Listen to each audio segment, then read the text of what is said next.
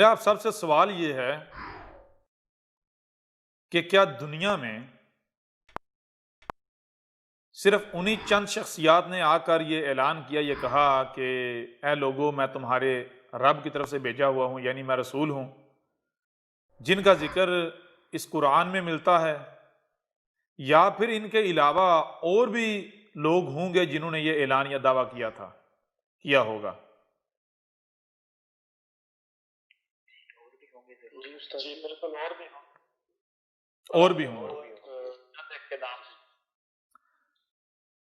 चंद के नाम हैं, यानी और भी होंगे।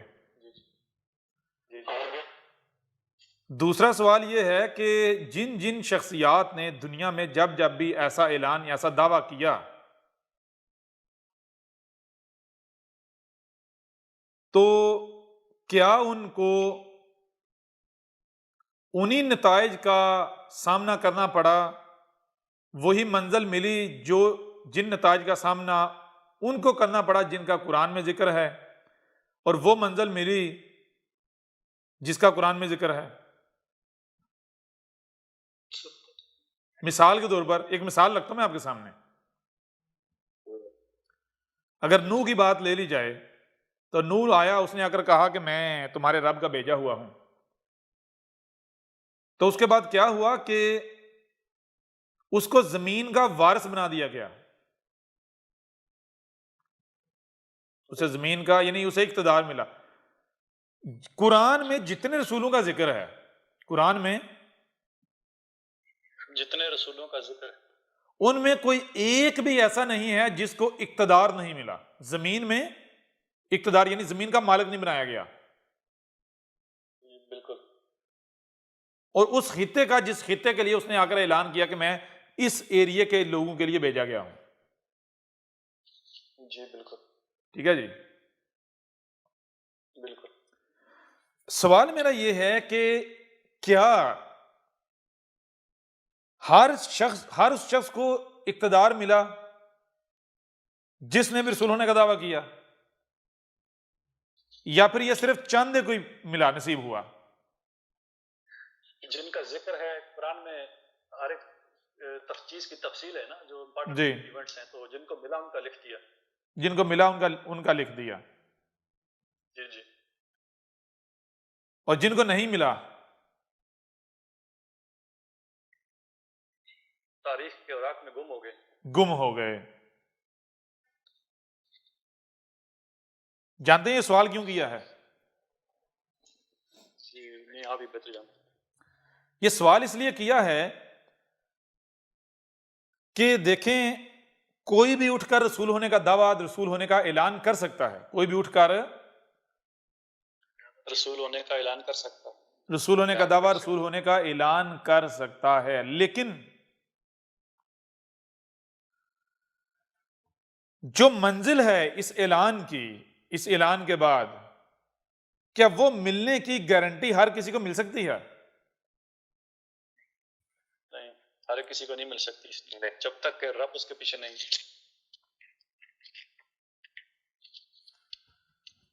अब सवाल यह है कि जिन जिनको ये मंजिल मिली, यानी उठा, आकर ऐलान किया कि मैं रसूल हूं, और उसको जमीन का वारिस बना दिया, उसको इख्तिदार मिला, क्या वजह थी कि दो ही टांग वाले होते हैं, इसी तरह पलते हैं, यानी पैदा होते हैं, पलते बढ़ते हैं, आगे बढ़ते हैं, जैसे बाकी सब पैदा होते पलते बढ़ते हैं? हालांकि जिनके बारे में कुरान कहता है जिन्होंने उठकर कहा हम रसूल है, उनको इख्तिदार मिला, वो सच्चे साबित हुए, वो तमाम की तमाम ऐसी शख्सियात थी जो उस वक्त के माशरे, अपने अपने वक्त के माशरे, सोसाइटी में सबसे कमजोर माशरे से उठे, सबसे कमजोर खानदान से उठे। जी जी जी जी बिल्कुल। सबसे नीचे से सफर किया। आखिर वो क्या वजह है कि जो भी दावा करते हैं उनमें से कुछ चंद एक उस दावे के बाद जमीन के मालिक बन जाते हैं, और दावा करने वाले बहुत सारे ऐसे हैं जो खुद निशानी इबरत बन जाते हैं, तारीख के औराक में गुम हो जाते हैं? जी जी। वजह क्या है? जी, जी उस्ताद जी। वजह क्या है? एक वजह तो उनमें बहुत सारे जो थे वो सब्र नहीं कर सके। जी, एक वजह तो ये है कि उनमें बहुत सारे थे जो सब्र नहीं कर सके, अपनी प्लानिंगों पे शुरू हो गए। दूसरा, उनमें बहुत सारे ऐसे होंगे जो यही अलकाव शैतान के रास्तों पे चल पड़े। नहीं, ये तो सारी बातें होगी, ये बातें अलग हैं। जी जी देखें, रब साथ देता है। रब क्या है? कायनात। जी जी। कायनात कैसे आपका साथ देगी? कैसे साथ देती है? जब आप कायनात का वजूद बन जाएंगे। ये जो बात हम करने जा रहे हैं, ये इंतहाई अहम है, इंतहाई अहम नुक्ता है, क्योंकि ये बात, ये राज रब के अलावा कोई खोल सकता ही नहीं। जी बिल्कुल। रब के अलावा कोई खोल सकता ही नहीं। गौर कीजिएगा। सबसे पहली बात तो यह है कि तारीख के औराक उठाकर देखें तो आपको पता चलेगा कि दुनिया में सिर्फ उतने ही अफराद, उतनी ही शख्सियात रसूल होने की दावेदार नहीं आई जिनका जिक्र कुरान में मिलता है, बल्कि एक बहुत बड़ी तादाद में ऐसे लोग उठे जिन्होंने यह दावा किया, यह ऐलान किया कि हम रसूल हैं, हम रब के भेजे हुए हैं। जी जी। लेकिन उनमें कामयाबी किनको मिलती है? चंद एक को, और बाकी सबको नाकामी का सामना करना पड़ता है। बाकी सबको नाकामी का सामना करना पड़ता है। और एक मजे की बात आपको बताई जाए, वो मजे की बात यह है कि जितने भी कामयाब हुए, आप उनकी जिंदगी को पढ़ें, आपको पता चलेगा कि वो किसी खुदा को मानते ही नहीं थे। समझ आ नहीं आ रही? जी जी। वो किसी अल्लाह, गाड, खुदा, ईश्वर को, किसी ऐसी ताकत को, कुव्वत को मानते ही नहीं थे कि वो पीछे बैठ के हमारी मदद कर रही है। यानी वो क्या थे? जिन्हें आप कहते हैं मुल्हिद। जी जी। और वो सारे के सारे नाकाम हुए जिन्होंने आकर ये कहा कि हम उस खुदा के भेजे हुए हैं जिसने ये कायनात बनाई है, वो खुदा हमारे साथ है, वो हमारी मदद करेगा, वो हमें नाकाम नहीं होने देगा। जी जी। समझ आ रही है भी नहीं आ रही? जी बिल्कुल। यानी दो तरह के लोग आए रसूल होने के दावेदार। कितने तरह के? दो तरह के। एक वो जो कामयाब हुए और दूसरे वो जो नाकाम हुए।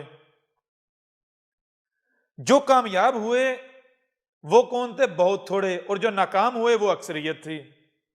जो कामयाब हुए वो ऐसे थे कि जो ये नहीं कहते थे कि मेरे पीछे मेरे खुदा, मेरे अल्लाह का हाथ है, मेरा अल्लाह मुझे रसवा नहीं करेगा, मेरा अल्लाह मुझे नाकाम नहीं करेगा, मेरे अल्लाह ने मुझसे ये वादा किया है, मेरे अल्लाह ने वो किया है, मेरा अल्लाह तुम्हें छोड़ेगा नहीं। जी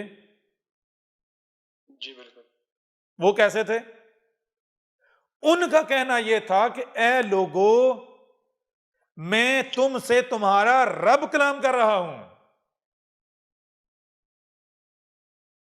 मैं तुमसे तुम्हारा रब कलाम कर रहा हूं।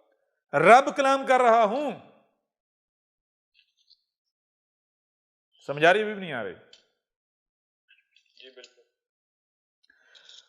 वो जो कामयाब हुए उन्होंने किसी का सहारा नहीं लिया। उन्होंने ये नहीं कहा कि ए लोगो डरो मुझसे। क्यों? क्योंकि मेरे पीछे रब है,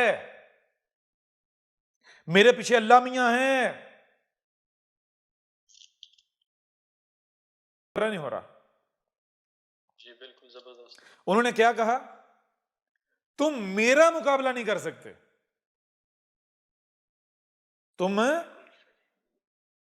मेरा मुकाबला नहीं तुम मेरा कुछ नहीं बिगाड़ सकते, तुम मुझे कामयाब होने से नहीं रोक सकते। क्यों? क्योंकि तुम ये समझते हो कि मैं तुम्हारी तरह दो टांगों वाला हूं। जी बिल्कुल। जी बिल्कुल। मैं तुम्हारी तरह दो टांगों वाला नहीं हूं, मैं तुम्हारा रब तुमसे कलाम कर रहा हूं। मैं वो तुमसे कलाम कर रहा हूं जो तुम्हारा खालिक है, जो तुम्हारा मालिक है। और वो कौन है? ये कायनात। यही का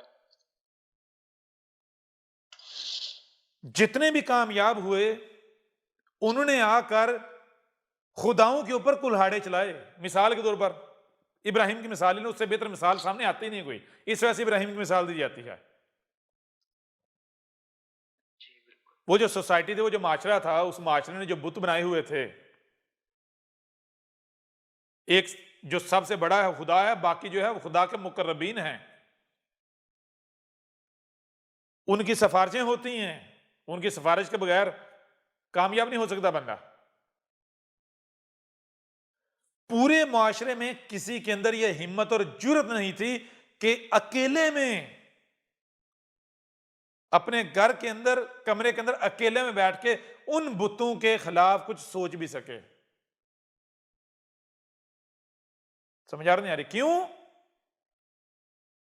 कि वो जो अल्लाह है, जो खुदा है, वो नहीं छोड़ेगा, वो सुन रहा है। समझ आ रही है? भी नहीं आ रही? जी जी बिल्कुल आ रही। जी जी इतना डरते थे। और इब्राहिम ने क्या किया? इब्राहिम ने आकर उन बुतों को पाश पाश कर दिया और कुल्हाड़ा जो है वो सबसे बड़े के कंधे पे रख दिया।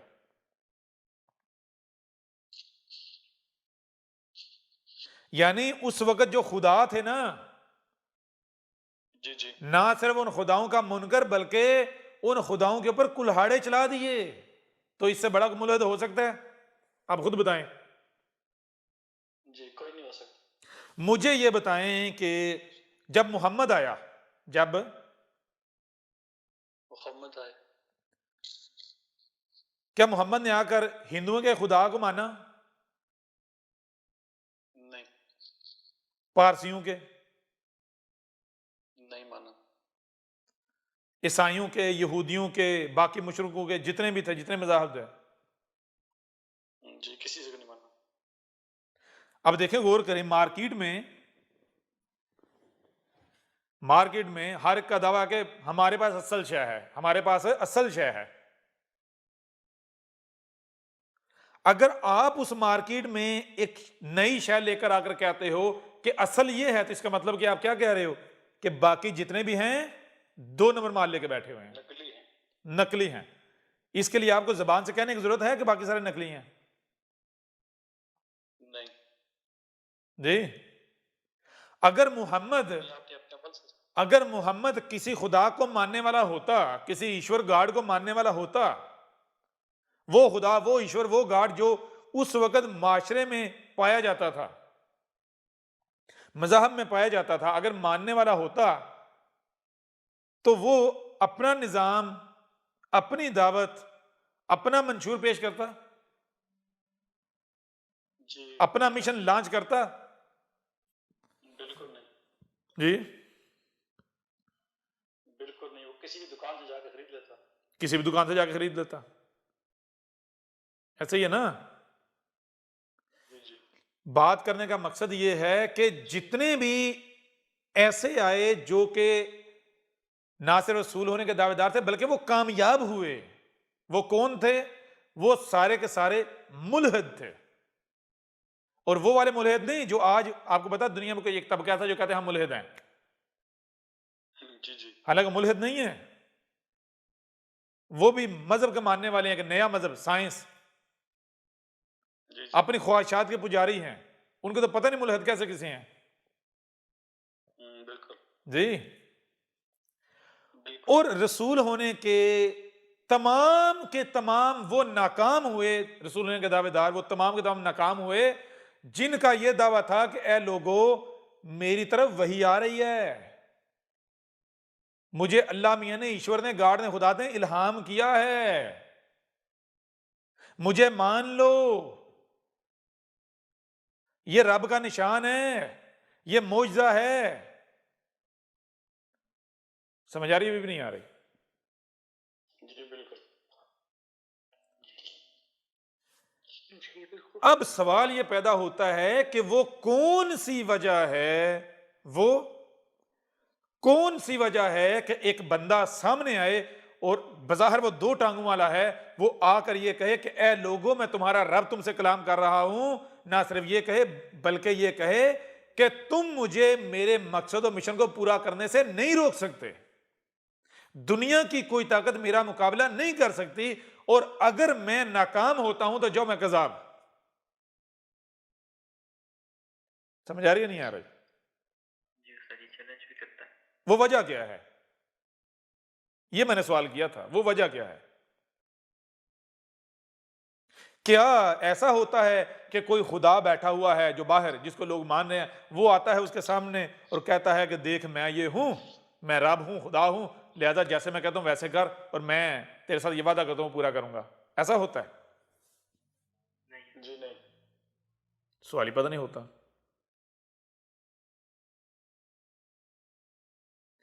अगर ऐसा मुमकिन हो तो मुझे ये बताएं, दुनिया में कितने हैं जो या रब या रब या अल्लाह या अल्लाह या ईश्वर करने वाले हैं? लाखों करोड़ों अरबों नहीं है? जी जी। तो अक्सरियत के लिए ये काम करना, इक़्तिदार हासिल करना आसान है या एक आधे फर्द के लिए? अक्सरियत अक्सरियत के लिए। अक्सरियत ताकत में होती है। जी जी। तो अगर ऐसा कोई होता या है तो इतने यारब कर रहे हैं, उनके सर पर हाथ रख दे, उनके सामने आ रहे, चलो भाई करो जी। हालांकि मजे की बात यह है, गौर कीजिएगा, अगर चंद लाख अफराद दुनिया में इकट्ठे हो जाएं और वो ये तय कर लें उन्हें पूरी दुनिया पर कब्जा करना है, उनको दुनिया को ताकत नहीं रोक सकती। इसके बावजूद वो नहीं कर पाते। क्यों? क्योंकि वो खुदा, अल्लाह, ईश्वर के नाम पर खड़े होते हैं। अब अगर कोई अल्लाह, खुदा, गॉड, ईश्वर के नाम पर खड़ा हो और अपने मंसूबे में कामयाब हो जाए, तो इसका मतलब यह है कि वाकईतन उसके पीछे ऐसी कुव्वत है। बिल्कुल। समझ आ नहीं आ रही?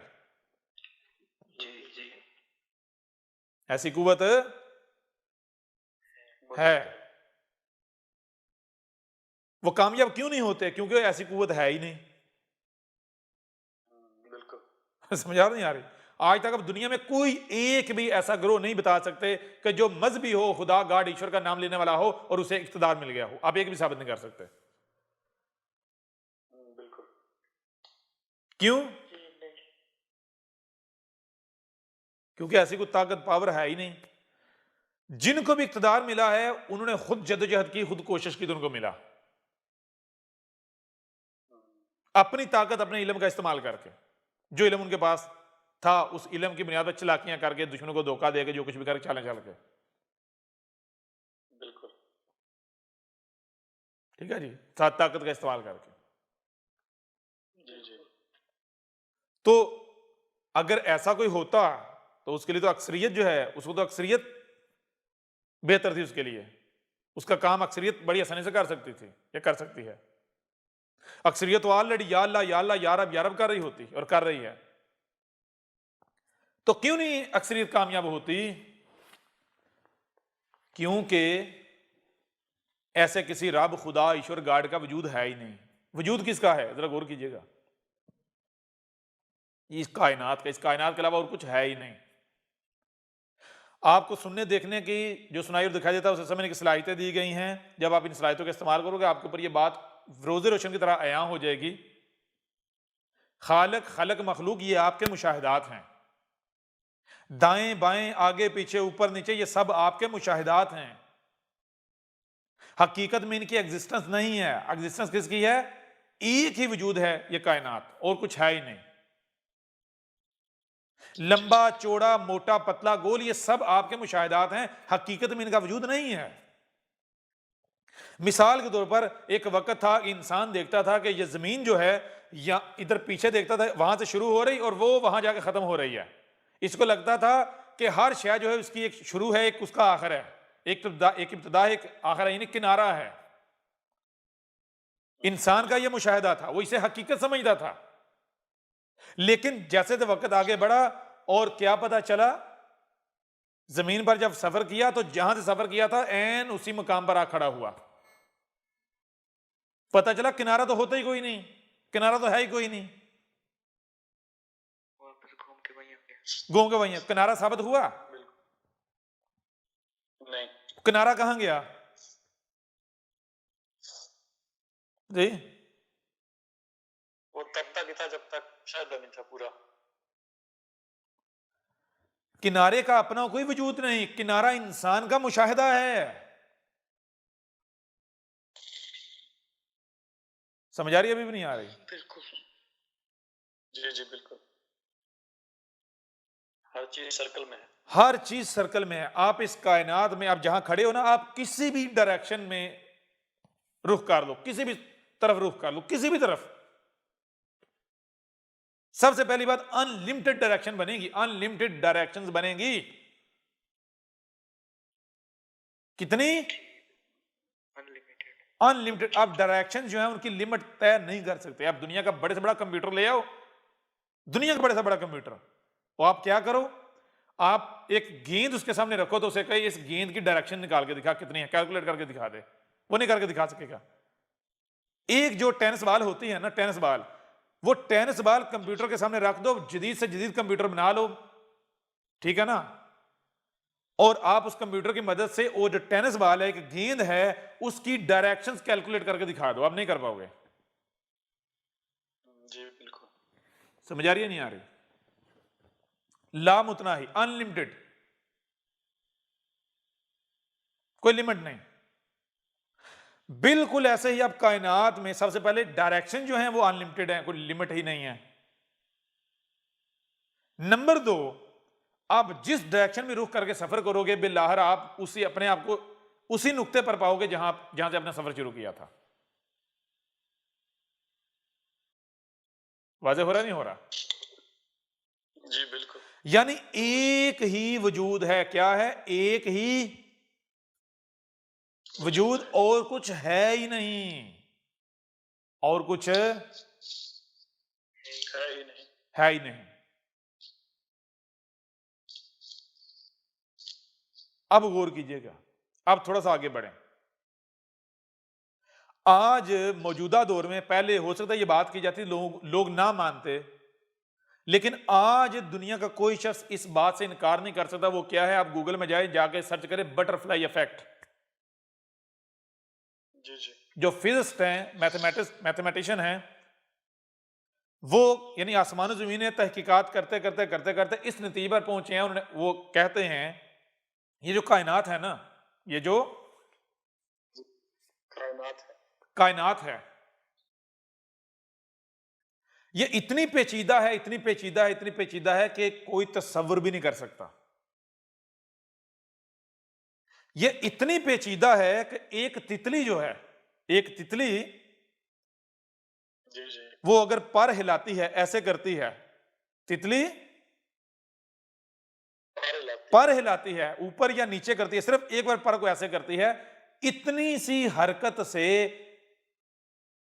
जमीन पर इतना बड़ा तूफान लाया जा सकता है कि जो जमीन तबाह करके रख दे, सिर्फ इतनी हरकत से। बिल्कुल। ये कायनात इतनी पेचीदा है। इसको क्या कहते हैं? Butterfly effect. मतलब क्या है? मतलब यह है, साइंस ने आज ये प्रूव कर दिया कि ये जो कायनात है, इसमें हर शय, हर मखलूक आपस में लिंक्ड है, जुड़ी हुई है, जी जी। तसलसल है, और कहीं पर भी एक राई बराबर अमल दुनिया में एक बहुत बड़े तूफान का बायस बन सकता है। एक छोटा सा अमल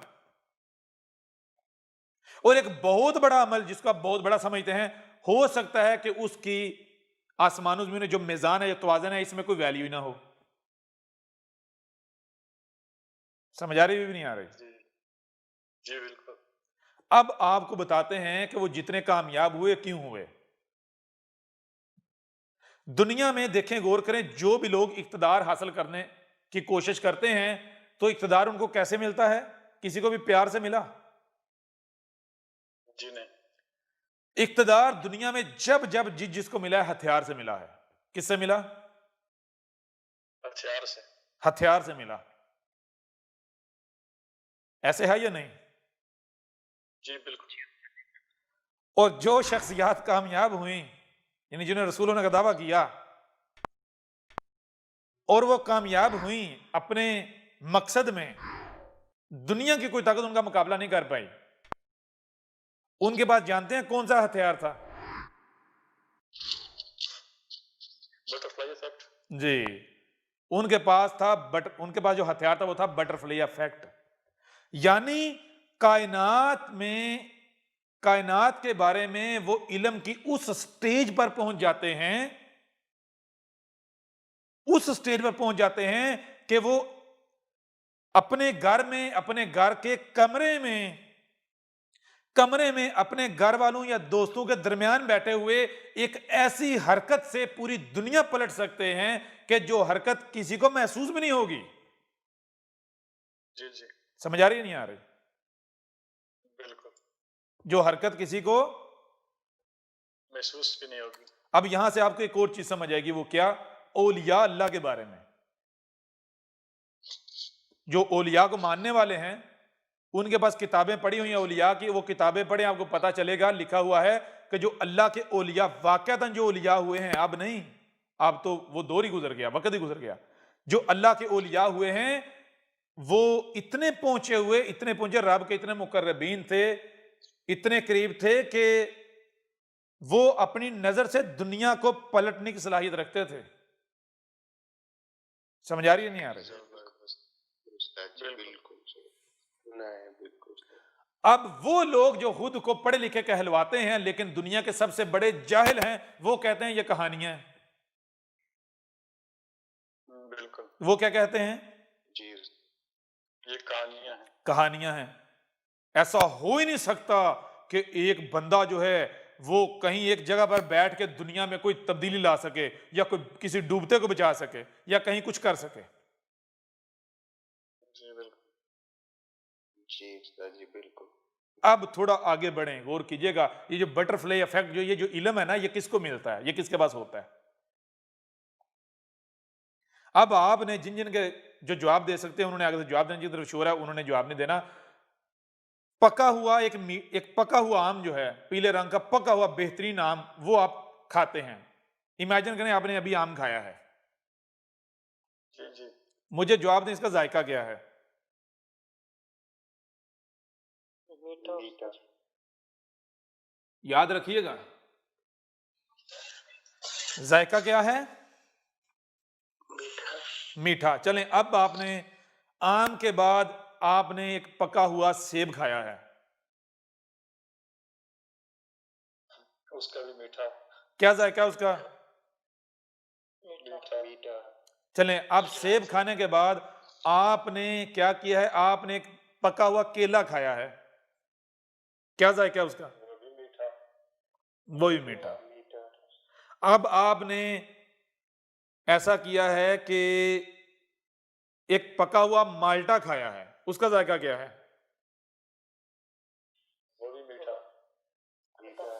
अब इसके बाद आप खाते हैं पके हुए अंगूर, वो भी मीठे। वो भी मीठे। अब मुझे एक सवाल का जवाब दें, क्या इन सब का जायका एक जैसा है, सेम है?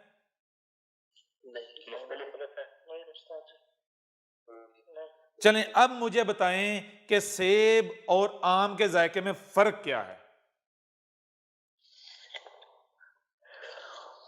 केले और सेब के जायके में फर्क क्या है? इन सब के जायकों में आपस में फर्क क्या है? मुझे आपने अल्फाज में बताना है। बता सकते हैं? दुनिया की किसी जबान में बताना है, बता सकते हैं? इंसानों की जबानों में? अल्फाज नहीं है जी जैसे अल्फाज ही नहीं है, बयान कर सकते हैं। जी, दुनिया की किसी ज़बान में पड़ेगा, बयान कर सकते हैं। दुनिया की कोई जबान है ऐसी जो जायके का, जो जायकों का फर्क है, जो डिफरेंस है, वो बयान कर सके? जी, कोई जबान नहीं।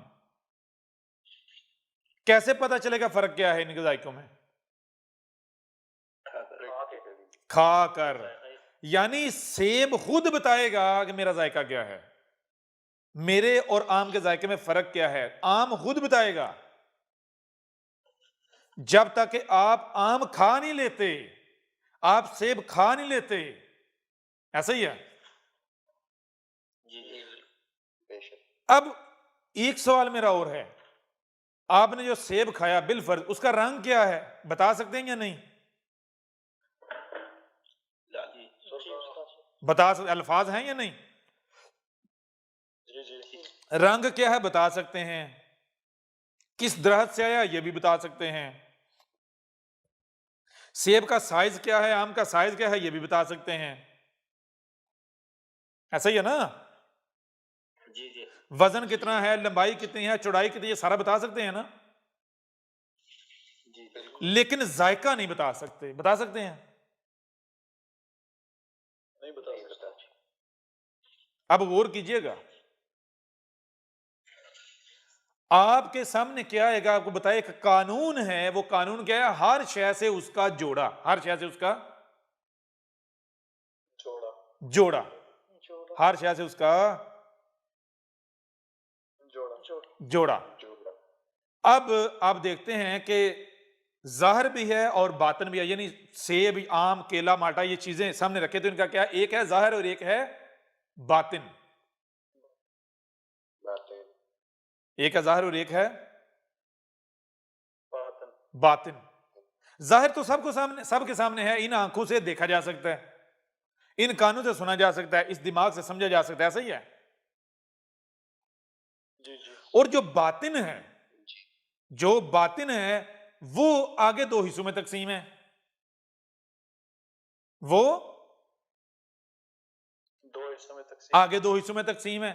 एक बातिन वो है कि जब उस तक आप रसाई हासिल कर लेते हैं, जान लेते हैं अंदर से वो कैसा है, रंग क्या है, ये वो। लेकिन बातिन का भी जो उससे जोड़ा है वो क्या, एक है उसका जायका। वो आप दुनिया की किसी जुबान में बयान नहीं कर सकते, कोई अल्फाज नहीं है आपके पास। बिल्कुल। इल्म की कितनी स्टेजेस हो गई?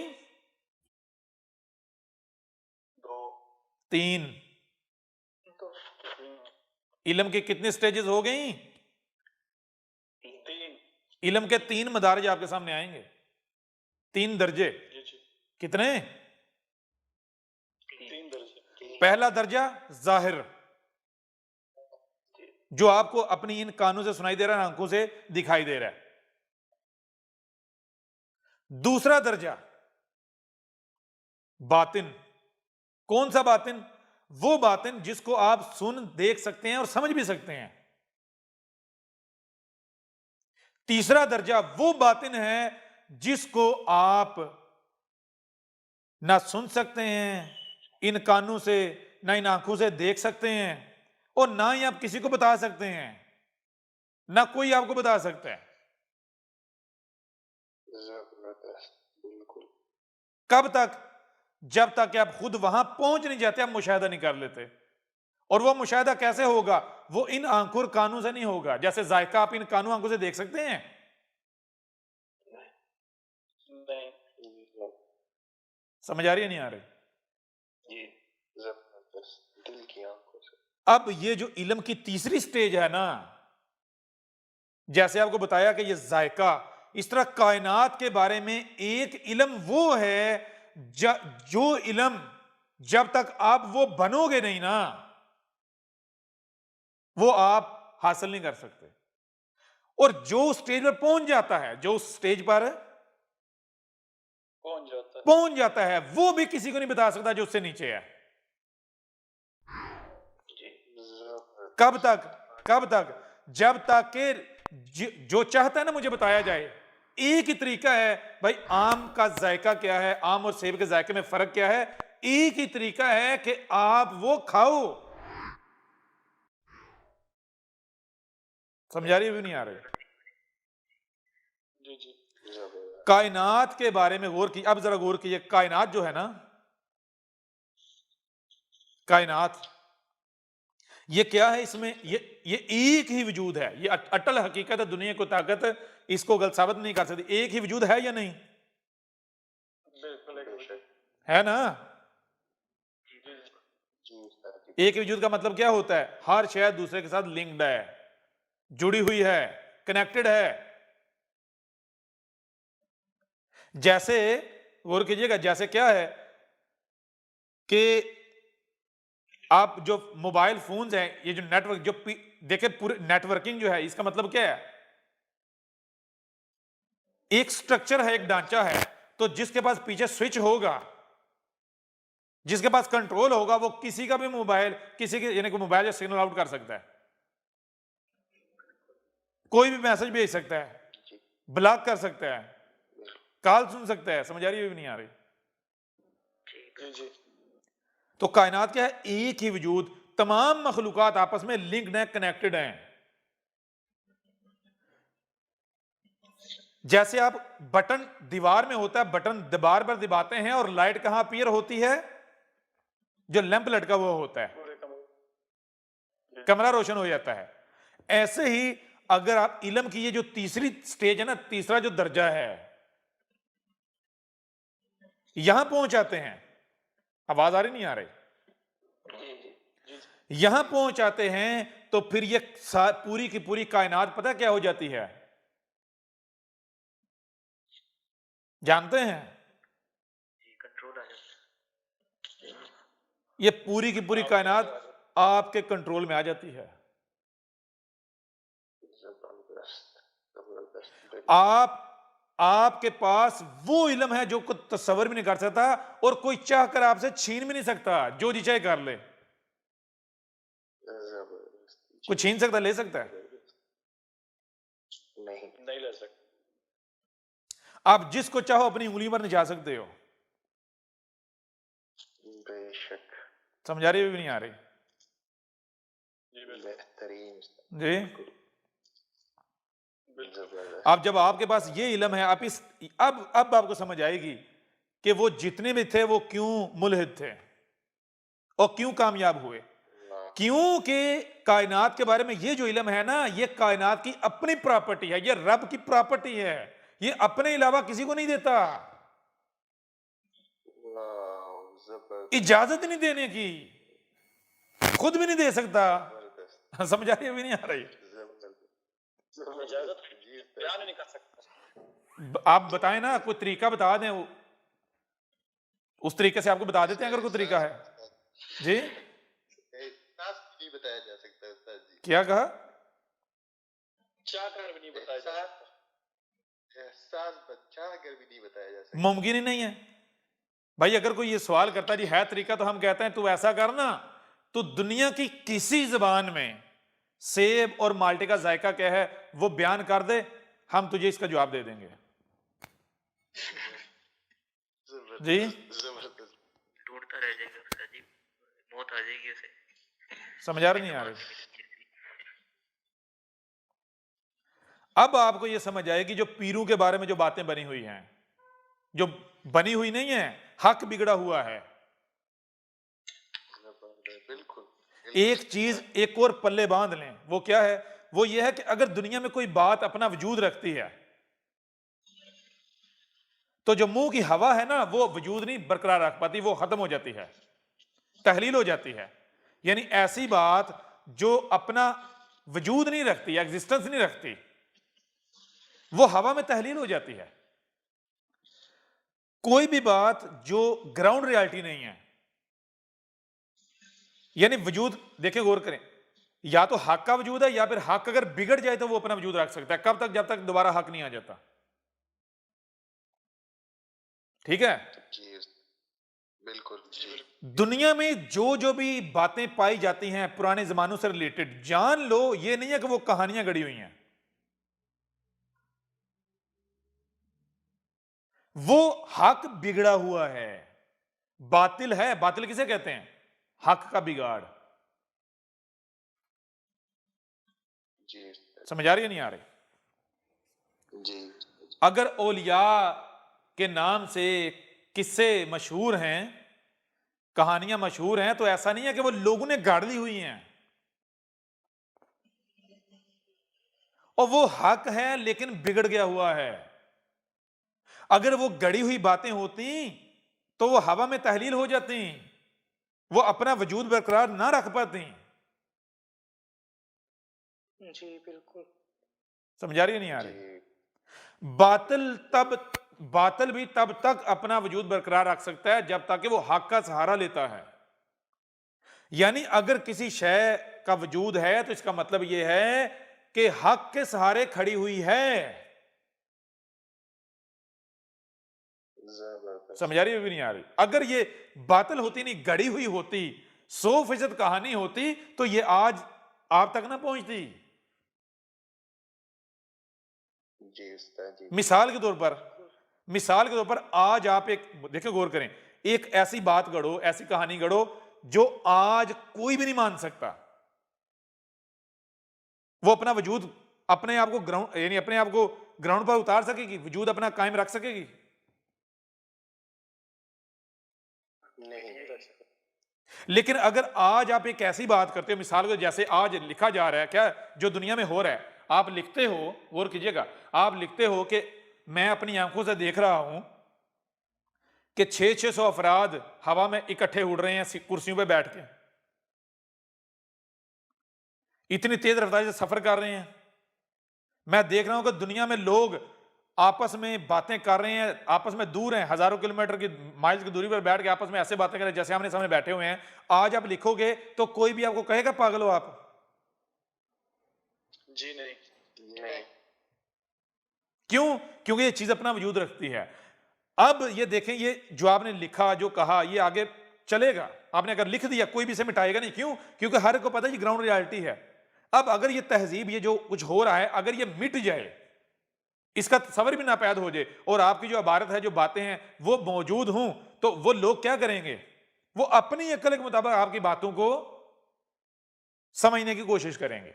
अब चूंकि उनका मुशाहिदा नहीं होगा, तो आपकी बातों को वो क्या बना देंगे? कहानियां बना देंगे। लेकिन क्या होगा ये? क्या ये हकीकत में कहानी होगी या हक बिगड़ा है? जबरदस्त, बिल्कुल जो आज कहानी बनाई हुई है इन्होंने। अभी समझ आ रही है, नहीं आ रही? जी बिल्कुल। हक बिगड़ा हुआ होता है। ऐसे ही औलिया के बारे में कि वो जो मुंह से निकालते थे, वो बात हुए बगैर, पूरी हुए बगैर रहती नहीं थी। जी बिल्कुल। जी, जो भी, बिल्कुल। जो औलिया अल्लाह थे, जो उनके साथ जुड़ जाता था, उसका भी बेड़ा जो है वो पार हो जाता था, उसके दिन बदल जाते थे, उसकी दुनिया बदल जाती थी, उसकी काया पलट जाती थी। जी बिल्कुल। क्या वजह है उसकी? उसकी वजह यह है कि जब आप इल्म के मदारिज तय करते हुए ऊपर आते हो, कब, कहां आते हो? जब आप रब बन जाते हो, कायनात बन जाते हो, तो फिर आपसे कुछ छुपा हुआ रह सकता है? बिल्कुल नहीं। कुछ नहीं। फिर क्या होगा? गौर कीजिएगा, अब आपको समझ आएगी। खुदी को कर बुलंद इतना कि हर तकदीर से पहले खुदा बंदे से खुद पूछे, बता तेरी रजा क्या है? रजा क्या है? जबरदस्त। यानी खुद को इतना बुलंद करो, इतना बुलंद करो कि उस मकाम पर ले आओ जहां पर आने के बाद क्या हो कि खुदा खुद आपसे पूछे कि बता, तू बता मैं क्या करूं? मैं वो करूंगा जो तेरी रजा है। इसको एक और तरीके से समझ लें। मिसाल के तौर पर, रब बंदे को कहता है, रब क्या कहता है? रब बंदे को कहता है कि तू वो कर जो मेरी मर्जी है, तू वो कर जो मेरी मर्जी है, तू अपनी मर्जी खत्म कर दे, तू अपनी मैं मार दे। क्यों? क्योंकि दे हक क्या है? हक मैं हूं या तू?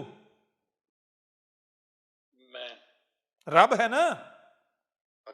रब कहता है कि तू बता, ये जो और है, तू और मैं, ये किसने, मैंने रखा है या तूने रखा है? जी,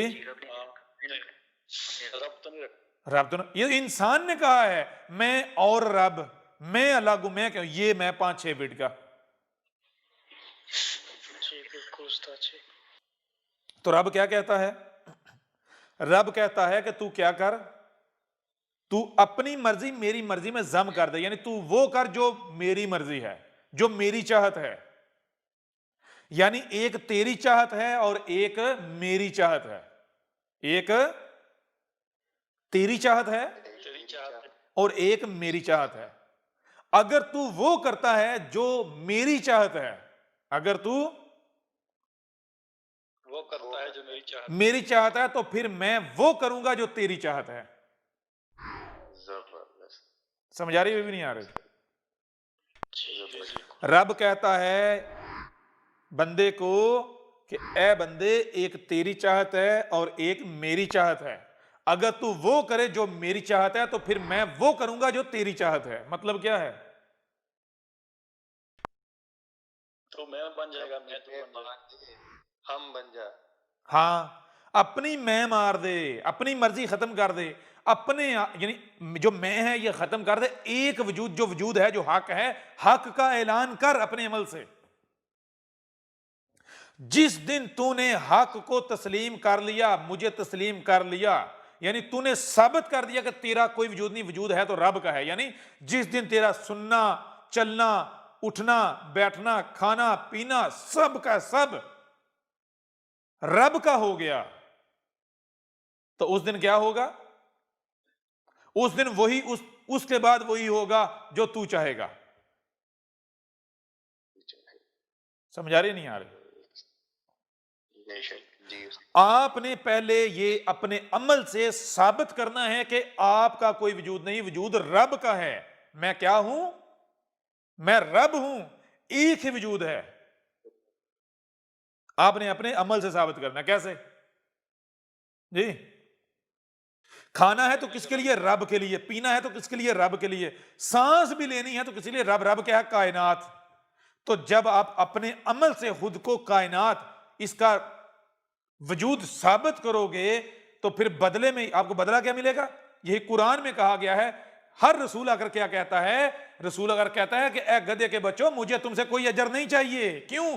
क्योंकि जो मैं जिम्मेदारी अदा कर रहा हूं, इसका अजर तुम में से कोई मुझे दे नहीं सकता। क्यों? इसका अजर अल्लाह खुद है। रब खुद है। जबरदस्त। समझ आ रही नहीं आ रही?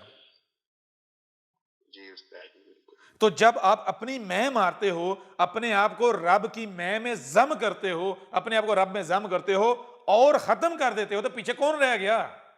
और तो हो ही खत्म गया, कौन रह गया? एक ही शराब। रब। तो फिर आपकी चाहत किसकी चाहत? रब रब की चाहत। तो आप मुझे ये बताएं, फिर रब से क्या छुपा है? रब से आम को नहीं पता कि उसका जायका क्या है, उसके अंदर क्या है? आम को नहीं पता, सेब को नहीं पता। और जो मुझे ये बताएं, आम जो दूसरों को बता रहे हैं कि मेरे अंदर ये है, क्या उसे खुद नहीं पता होगा? बिल्कुल पता होगा। समझ आ रही है नहीं आ रही? जबरदस्त। जी। बिल्कुल। तो ये जब आप इस स्टेज पर आ जाते हो तो फिर क्या होता है? फिर रब ही रब है। फिर दुनिया को नजर आने वालों को क्या नजर आता है? ये 5-6 फीट का 2 टांगों वाला है, हमारी तरह खाता फिरता चलता फिरता, ये वो जी, बीवी बच्चे रिश्तेदार रिश्ते नाते। लेकिन उन गधे के बच्चों को ये नहीं पता कि ये इनके जैसा नहीं है। हाँ, बाजार देखेंगे इनके जैसा है, लेकिन हकीकत क्या है? ये चलती फिरती का चलता फिरता रब है। इसके साथ दुश्मनी रब के साथ, तो आपको पता ही नहीं चलेगा आपको कहां कहां से पकड़ा जाएगा। आप समझोगे कि भाई कोई केस हो गया, मैंने तो उसके साथ पंगा लिया है, मैंने तो उसके साथ पंगा लिया है, ये वजह बन गई, वो वजह बन गई, लेकिन होगा क्या? बटरफ्लाई इफेक्ट होगा। समझ आ रही नहीं आ रही? ये वो वजह है जिस वजह से जो भी सच्चा आया वो नाकाम नहीं हुआ। क्यों नाकाम नहीं हुआ? और क्योंकि भाई जब आप इस स्टेज पर आ जाते हो, फिर वही बात, जो भी सच्चा है उसने आकर चंदे नहीं मांगे। क्यों नहीं मांगे? क्या रब चंदे मांगेगा? क्या रब ये कहेगा कि तुम चंदे दो, फंड दो, मेरी मदद करो, मेरे साथ जुड़ो, मैं तुम्हारे बगैर कुछ कर नहीं सकता? वो ये कहेगा कि मेरे साथ जुड़ो, जब मेरी जमात की इतनी तादाद हो जाएगी फिर हमारा दुनिया में इक़्तिदार कायम होगा, ये कहेगा वो? वो तो अलग नहीं है। अलग नहीं है जबरदस्त। जी। बिल्कुल। आ रही समझ या नहीं आ रही? जी। ये वजह है कि नूह को दुनिया की कोई ताकत नाकाम नहीं कर सकी, कोई मुकाबला नहीं कर पाया। पहली चीज यानी कि आप क्या हो? आप चलते फिरते रब हो। आपके अंदर क्या चलेगा? कोई आपके खिलाफ को प्लानिंग कर रहा है ना, वो आपको पता होगा। और आप इस तरह उसे निशानी इबरत बनाओगे, वो सोच भी नहीं सकता। वो समझेगा कि वो आपके साथ दुश्मनी कर रहा, कामयाब हो रहा है, लेकिन नतीजा क्या निकलेगा? हर तरह से पकड़ा जाएगा। समझ आ रही नहीं आ रही? हाँ, अगर आया है सिर्फ अरब के लिए, अगर आया है सिर्फ अरब के लिए, तो वो उस खित्ते में अपना झंडा ना गाड़ पाए, कैसे मुमकिन है? अब अगर आया है खित्ता अरब के लिए, आकर कहता मैं अरब के लिए आया हूं, तो कोई उसको अरब का मालिक बनने से रोक सके? को रब ला शरीक है ना, रब आ जाए और शरीक उसका बरकरार रह पाए, कैसे मुमकिन है? अब मैं आपसे सवाल करता हूं, मुझे आप ये बताएं कि अगर आए अरब के लिए, अगर आए अरब के लिए और उसका शरीक उस खित्ते में बरकरार रहे, कैसे मुमकिन है? मुमकिन ही नहीं। दुनिया की कोई ताकत उसे कामयाब होने से रोक सके, कैसे मुमकिन है? लेकिन एक चीज जहन में रखनी है, वो क्या? हक है। हक क्या है? दबाव का नाम नहीं है, जोर जबरदस्ती का नाम नहीं है, धोखे फ्रॉड चालाकी का नाम नहीं है, ठीक है ना? जी हक क्या है? जो भी काम, अल अजीजुल हकीम है, अल अजीजुल अलीम हकीम है, जो भी काम किया जाए पूरे इल्म और हिकमा के साथ किया जाए, ना कि छू मंत्र करके किया जाए या ऐसे किया जाए कि लोग दबाव का शिकार हो जाएं। उसको अगर माने दबाव की वजह से माने नहीं, अगर को माने तो हक होने की वजह से माने, ठीक है? और फिर जब ना माने फिर उनको मनवा के दिखाए, उनको कहे कि लो अब इनकार करके दिखाओ। क्यों? क्योंकि रसूल के पास वो हथियार होता है जो हथियार चाह कर भी कोई हासिल नहीं कर सकता। कौन सा हथियार है? Butterfly effect. भाई जब आपके पास वही वो कायनात आप खुद हो, तो आपको पता है मैंने कौन सी हरकत करनी है, कौन सी बात करनी है, उससे क्या नतीजे निकलने हैं। आपको देखे ना, गौर करें, गौर कीजिएगा। एक महल है, एक महल है, उस महल में बिजली की बड़ी कॉम्प्लिकेटेड पेचीदा तरीन वायरिंग है, लाइटें लगी हुई हैं, बटन लगे हुए हैं। किसको पता होगा किस बटन से कौन सी लाइट ऑन होती है?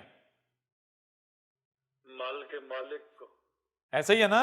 मालिक के मुक्का। और जिसको उस मकान के बारे में पता ही नहीं। अगर मुझे ये बताएं, अगर आपने मकान के कमरों में बंदूकें भी फिट की हुई हैं, छुपा कर रखी हुई हैं, और बटन अपने पास रखे हुए हैं,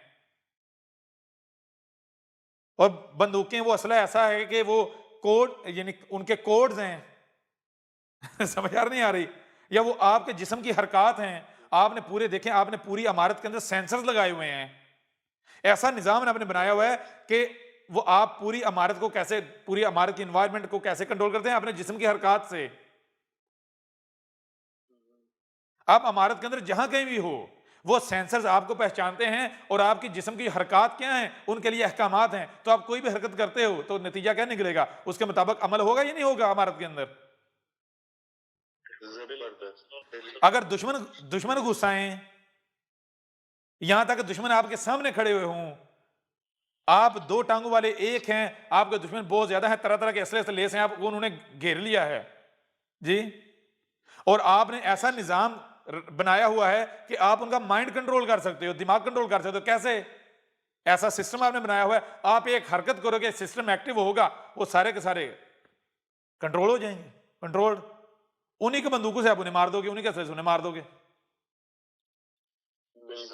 समझ आ रही है नहीं आ रही?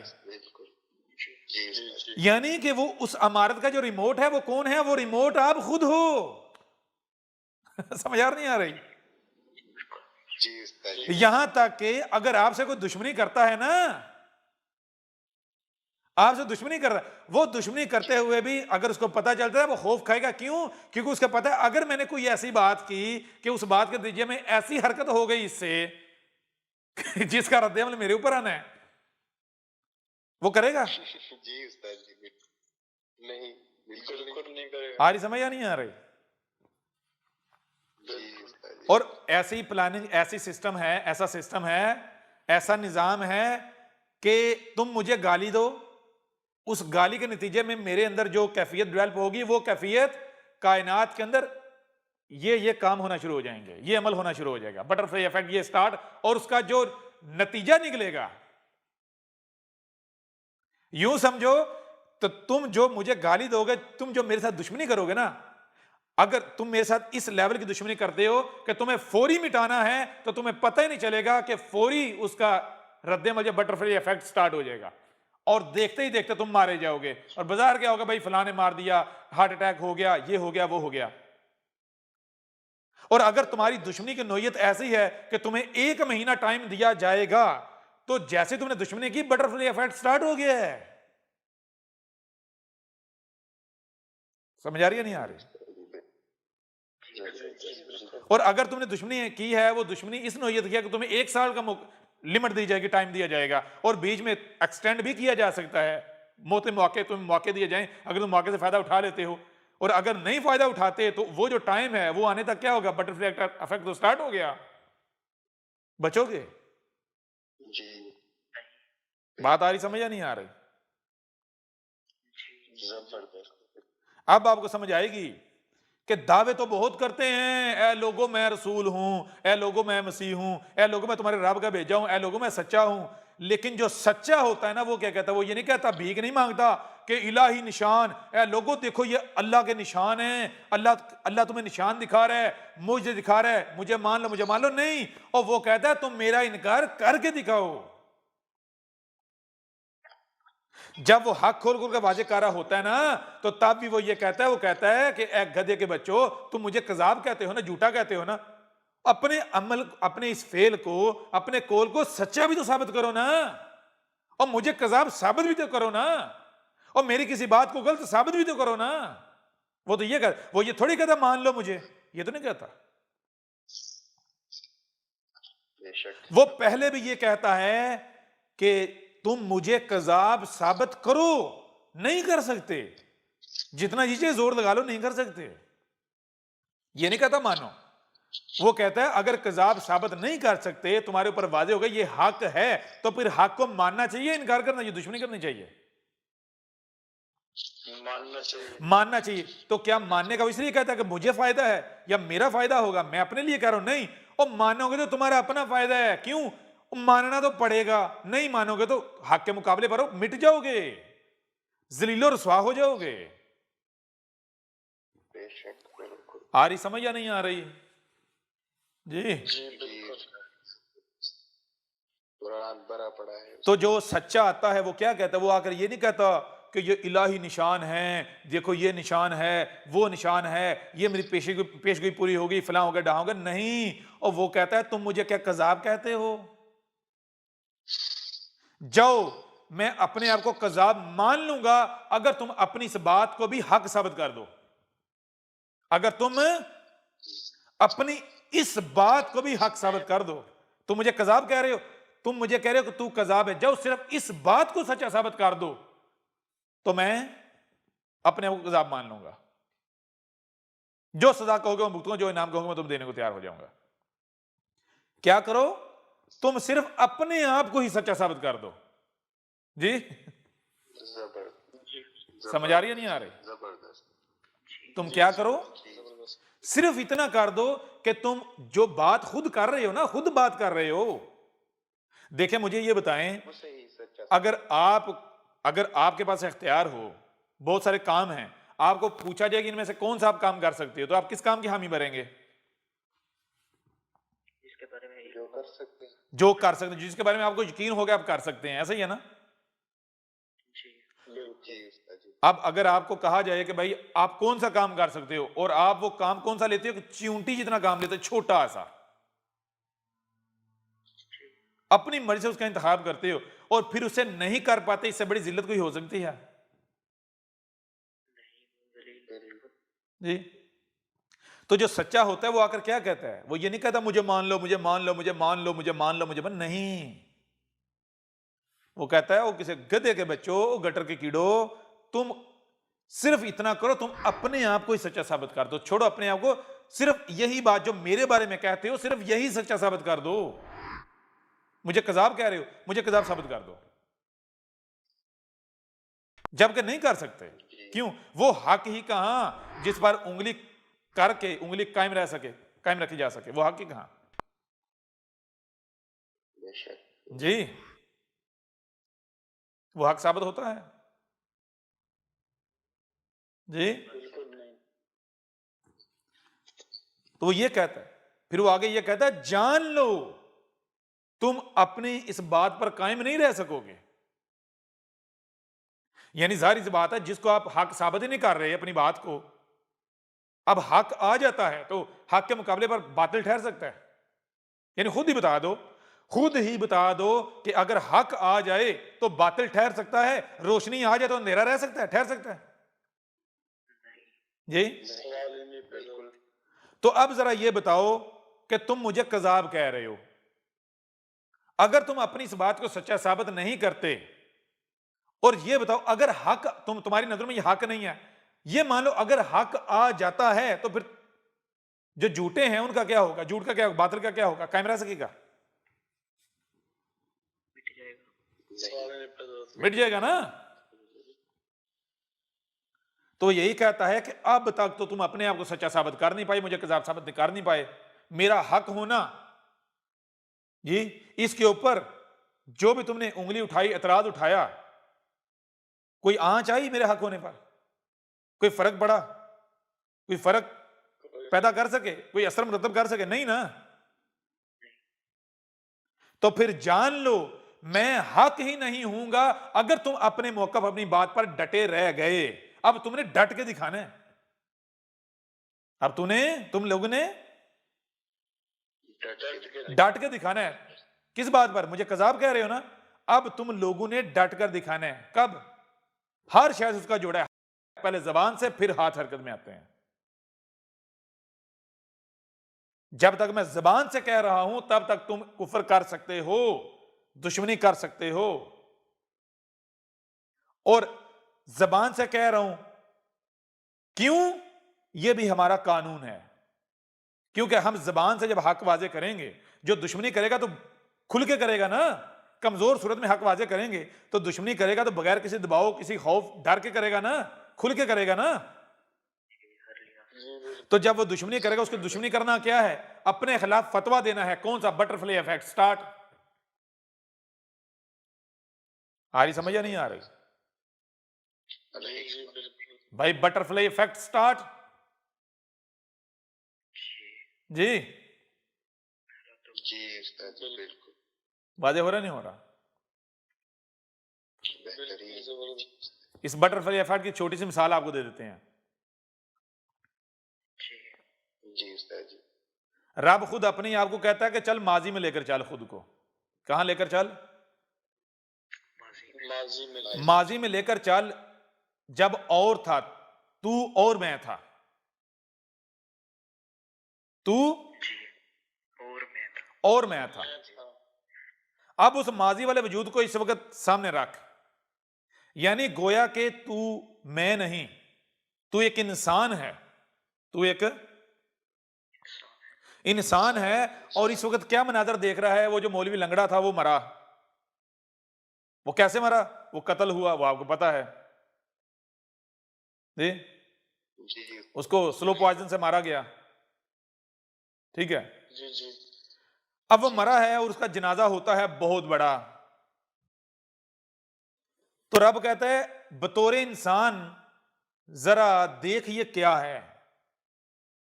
तो आगे से इंसान बैठकर ये कहने पर मजबूर हो जाता है कि ए रब ये माजरा क्या है, ये माजरा क्या है? क्या है? क्या है। तो आगे से रब कहता है, पूछता है, तू ये बता ये कह क्या रहे हैं, ये क्या रहे हैं? तो क्या रहे हैं? आगे से फिर वो जो इंसान है वो ये कह रहा है कि ए रब ये तो ये कह रहे हैं मन सब्बा नबीयन फक्तलूहु, मन सब्बा नबीयन फक्तलूहु। फक्तलूहु। क्या कह रहे हैं? मन सब्बा नबीयन, मन जिसने भी सब्बा बुरा कहा, गाली दी, कज़ाब कहा, ठीक है।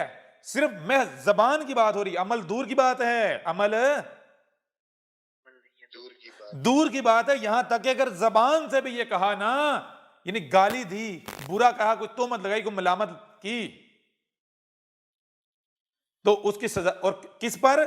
नबीयन, लफ्ज नबी के ऊपर दो जबरें, यानी जो नबीयीन होते हैं ना, नबियों के पीछे से पीछे जो सबसे पीछे नबी होता है, कौन सा होता है? रसूल। रब खुद जब जलाल मुबीन होती हैं तो रसूल आता है। कौन होता है? खातमन नबीयीन जो होता है, नबीयन, जो जितने नबी हैं उनके पीछे पीछे जाएं। यानी जब नबियों का सिलसिला शुरू होता है, जो सर्कल है, तो सिलसिला कहां से स्टार्ट होता है? किससे स्टार्ट होता है? नबी या कौन होता है? रसूल। रब खुद जब जलाल मुबीन होती हैं तो रसूल आता है, रब आता है। तो ये क्या कह रहे हैं? मन सब्बा नबीयन, यानी जिसने रसूल को, जो खातमन नबीयीन होता है, जब जलाल मुबीन होती हैं तब आता है। यानी ईसा जिसका वादा किया था, जिसने आना था, जिसने उसको गाली दी, उसके ऊपर तोहमत लगाई, मलामत की, उसको बुरा कहा, उसकी सजा क्या है? उसको कत्ल कर दो। उसको क्या कर दो? कत्ल कर दो। तो आगे से रब पूछता है, अब जरा हमें एक सवाल का जवाब दे जी। तो रब पूछता है, क्या हमने नबीयन, जो रसूल है, नबीयन है, भेज दिया? हाँ यार, अब भेज दिया। तो पूछा, हम रसूल किस लिए भेजते हैं? क्या इसलिए भेजते हैं कि उसको गालियां दी जाएं, उसकी तौहीन की जाए, उसकी तहकीर की जाए? रसूल कौन है? ए रब तू खुद होता है, तू खुद आता है बशरी सूरत में। तो कहा कि जब रसूल को, यानी हमें गाली दी जाए, हमें बुरा कहा जाए, हमारे पर तोहमत, रब पर तोहमत लगाई जाए, तो क्या रब बेगैरत है? जी नहीं। तो पूछा, क्या आज हमने रसूल भेज दिया या नहीं? आज हम खुद आ गए या नहीं? तो कहा हाँ यार, अब तू आ गया। तो पूछा, बता, क्या हम इसलिए आए कि हमारी तौहीन की जाए, हमें गालियां दी जाएं, बकवासात की जाएं, हमारे साथ दुश्मनी की जाए? जी, हम इसलिए आए? नहीं ना। तो अगर ऐसा किया जाएगा तो ऐसा करने वालों के साथ हमें क्या करना चाहिए? कहा, अगर हम सजा देंगे, अगर हम सजा देंगे तो कहेंगे, ए अल्लाह, ए रब, हमने तो छोटी सी गाली ही दी थी, इसकी इतनी बड़ी सजा? जी, अगर हम सजा देंगे तो ये चीख उठेंगे कि ये बहुत बड़ी सजा है, तू जालिम है। तो ये माजरा ये है, हमने रसूल भेजा और इन्होंने क्या किया कि हमने रसूल इसलिए भेजा कि इसकी तौहीन की जाए, इसको गालियां दी जाए, तोहमतें मलामतें, गैरत को ललकारा जाए। हमने रसूल भेजा, इन्होंने हमारी गैरत को ललकारा। तो हमने कहा कि ऐसा करो, तुम खुद ही अपनी सजा तजवीज कर लो, ताकि बाद ये ना कह सको कि यह सजा बहुत बड़ी है। तो कहा, ये जिसकी लाश पर जमा है, इसने क्या नारा लगाया था? क्या कहा था इसने? हमने इस तक हक पहुंचाया था इस गधे के बच्चे की तरफ, इसके ऊपर वाजे किया था, इसको जब जेल में लेकर गए थे। समझ आ रही नहीं आ रही? और इसको बताया था, इसके ऊपर वाजे किया था कि गधे के बच्चे, तुम जो नबीयीन हो, जो मुलाटे हो, तुम्हारा मकसद क्या था? जलाल मुबीन जब गुमराहियां थी, तुम्हें सिर्फ इसलिए जिंदा रखा था कि जब हक आए, सच्चा आए, तो तुमने उसकी तस्दीक करनी है। क्यों? अवाम गधे जो है वो तुम्हारे पीछे चलते हैं अंधों की तरह,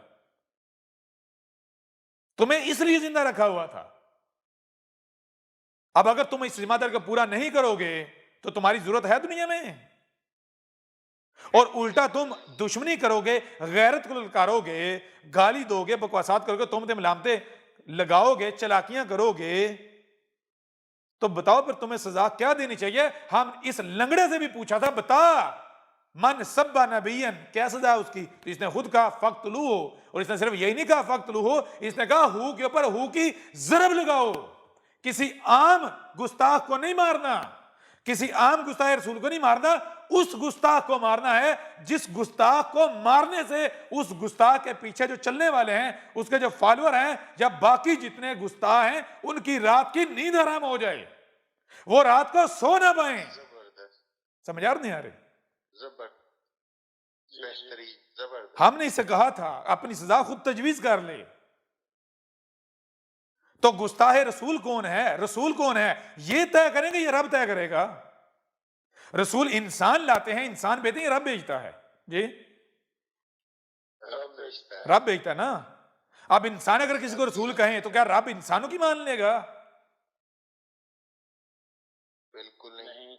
जी, रसूल तो वो है ना जो रब की नजर में है। तो रब की नजर में रसूल कौन है? आए दुनिया की कोई ताकत अहमद ईसा को कज़ाब साबित करे कि अहमद ईसा वो ईसा नहीं है जिसका इनसे वादा किया गया था। अगर साबित नहीं कर सकते, कज़ाब साबित नहीं कर सकते, तो फिर ये कौन है? रब की नजर में कौन है? कज़ाब है या रसूल?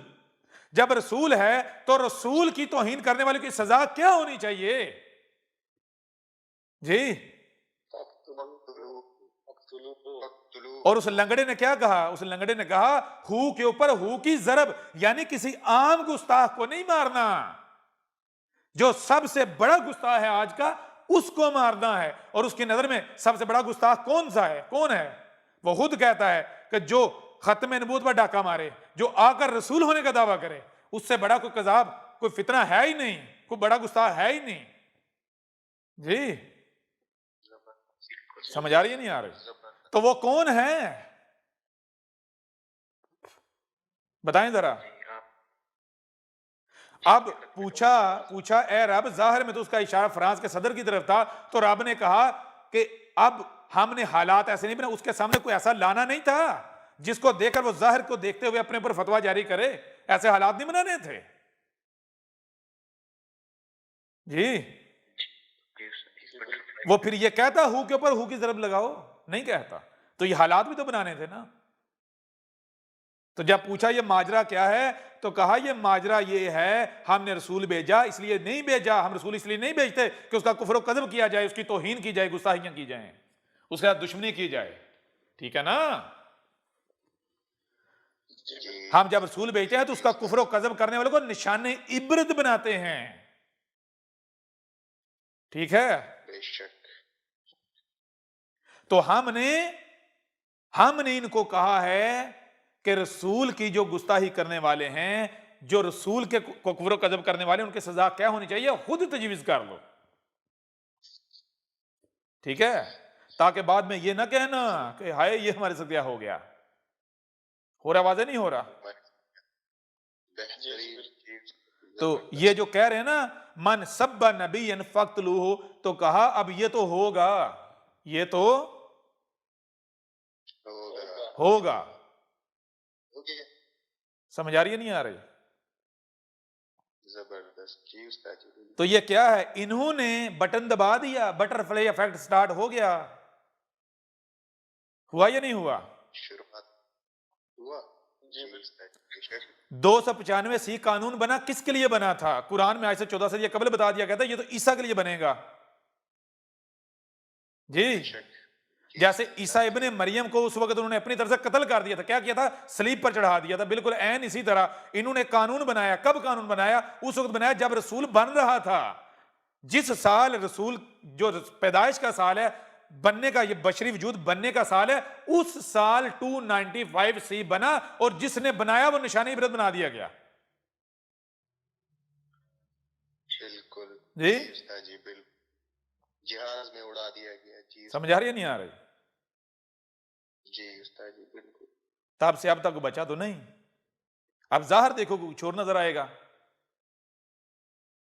बाइबल उठाकर देखो, इनकी रवायात उठाकर देखो, कहा कि ईसा कब आएगा? जब जान लो, जब रसूल आता है तब तब क्या होता है? एक दुमदार सितारा है जो कई महीने तक नजर आता है, वो आता है। ठीक है? जी उस्ताद जी।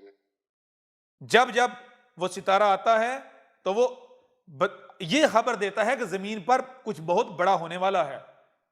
ठीक है?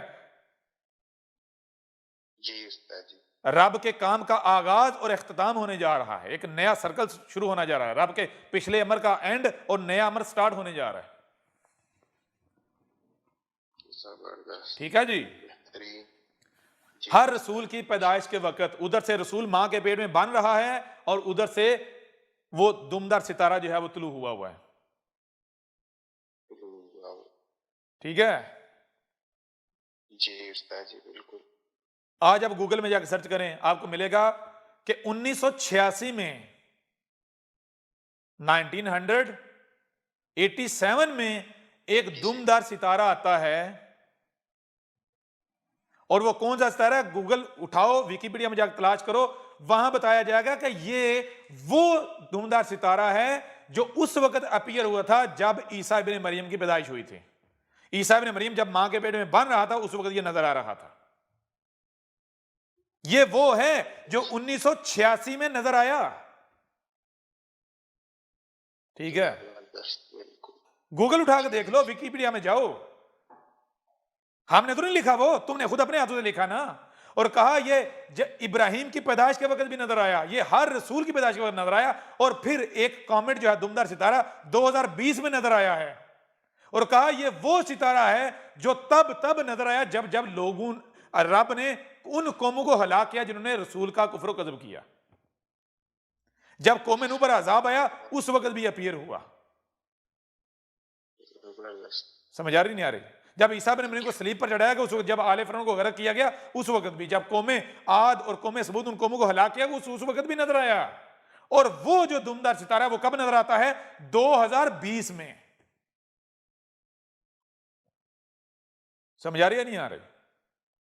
जबरदस्त जी उस्ताद जी बिल्कुल, अपने हाथों से लिखा है। गौर करने वाली बात है, 2020 में ही क्यों, 1986 में ही क्यों? बात समझ आ रही है? भी नहीं आ रही? बेहतरीन जी उस्ताद जी, सबूत है। तो रब आगे से कह रहा है कि ये क्या माजरा है? ये माजरा है जो दिखा रहे हैं।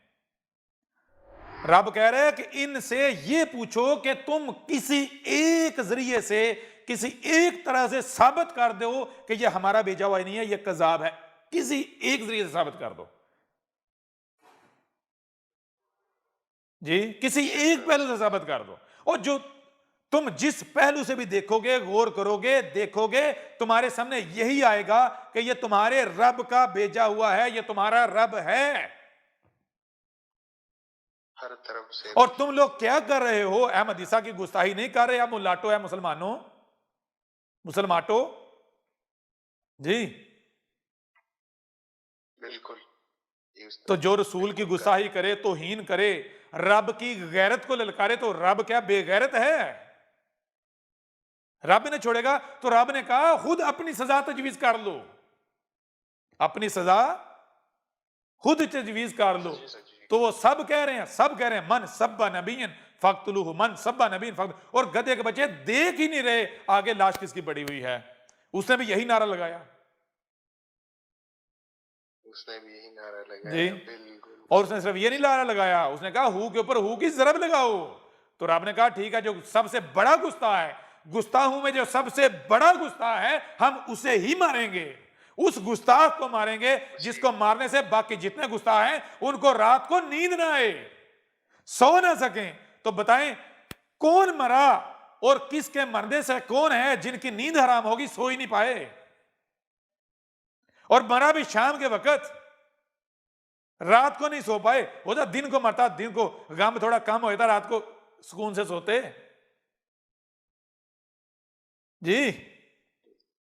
जबरदस्त। आ रही समझ या नहीं आ रही? यह है बटरफ्लाई इफेक्ट। ओ भाई हमें कुछ करने की जरूरत है?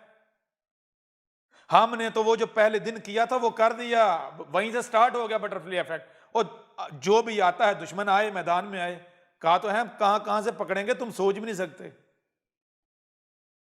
जी। बेशक। वाजे हो रहा नहीं हो रहा? बेहतरीन जी उस्ताद जी। अब समझ आया, समझ आई कि वो कौन सा हथियार होता है जिसकी बुनियाद पर एक फर्द वाहद उठता है और दुनिया को पलट के रख देता है, बदल के रख देता है, तारीख का दायरा तब्दील कर देता है, तारीख नए सिरे से शुरू कर देता है जी। उस्ताद जी बिल्कुल, अपनी आंखों से देख रहे हैं जी उस्ताद जी। फिर दुनिया में जो कौमें जमीन में इक्तदार हासिल करती हैं। कैसे करती हैं? जमीन में देखें, जमीन में दो तरह के लोगों को इक्तदार मिलता है। जमीन में जी उस्ताद, आगे लोगों दो दो तरह तरह के लोगों को इख्तियार, एक वो जो रब के लाए हुए होते हैं, रब के बंदे। दूसरे वो जो इंसान होते हैं, रब के लाए हुए नहीं। जी बेशक, रब के लाए हुए को इक्तदार कैसे मिलता है? वही फर्द वाहद आता है, उसके जरिए से इक्तदार मिलता है। बेशक, और इंसान कैसे इक्तदार हासिल करते हैं? इंसान पहले लड़ते हैं, ताकत से एक दूसरे के साथ लड़ के इक्तदार हासिल करते हैं, लेकिन आहिस्ता आहिस्ता एक वक्त आता है कि उनको ये रियलाइज होता है कि जिस कौम के पास इल्म ज्यादा है ना, वो उस इल्म के जरिए अपने दुश्मन को जेर कर सकती है। उस इल्म के जरिए वो अपने दुश्मन के साथ चालाकियां कर सकती है, हथियार बना सकती है, उन हथियारों का इस्तेमाल कर सकती है और कामयाब से इक़्तिदार हासिल कर सकती है। जी उस्ताद जी, तो इस तरह करते करते करते एक वक्त आता है कि जब इंसान इल्म में, वही जब इल्म के पीछे पड़ेंगे तो इत्तका तो कानून है। जब आप बीज बोएंगे, बीज फटेगा, तो फिर तो दिन ब दिन दरख्त बनता चला जाएगा। ये तो कानून है। इस कायनात में जी तसलसल है, रुकावट है ही नहीं, ठहराव है ही नहीं, कुछ भी साकत नहीं है ना आप कुछ साकत रख सकते हैं। समझ आ रही नहीं आ रही? तो जब इल्म के पीछे पड़ते हैं, इल्म की बुनियाद पर दुश्मनों को जेर करना शुरू करते हैं, तो अब दुनिया में इल्म की दौड़ शुरू हो जाती है। क्यों? इसलिए नहीं कि लोग इल्म के तलबगार होते हैं, बल्कि दुनिया के हसूल के लिए इल्म की दौड़ शुरू हो जाती है, ताकि हम इल्म हासिल करके उस इल्म से दुनिया हासिल करें। यूं क्या होता है कि दुनिया में कोई कौम जब इल्म के पीछे पड़ती है, वो उस इल्म का इस्तेमाल करते हुए इक़्तिदार हासिल करती है, ताकत हासिल करती है, कुव्वत हासिल करती है, तो दूसरी कौमें क्या करती हैं? नकल करती हैं, क्योंकि इंसान के अंदर ये चीज पाई जाती है, बंदर की तरह नकल करता है। जी उस्ताद जी, फिर बाकी कौमें देखती हैं कि भाई ये कैसे ताकतवर बन रहे हैं, ये कैसे इक़्तिदार हासिल कर रहे हैं, कैसे आगे बढ़ रहे हैं।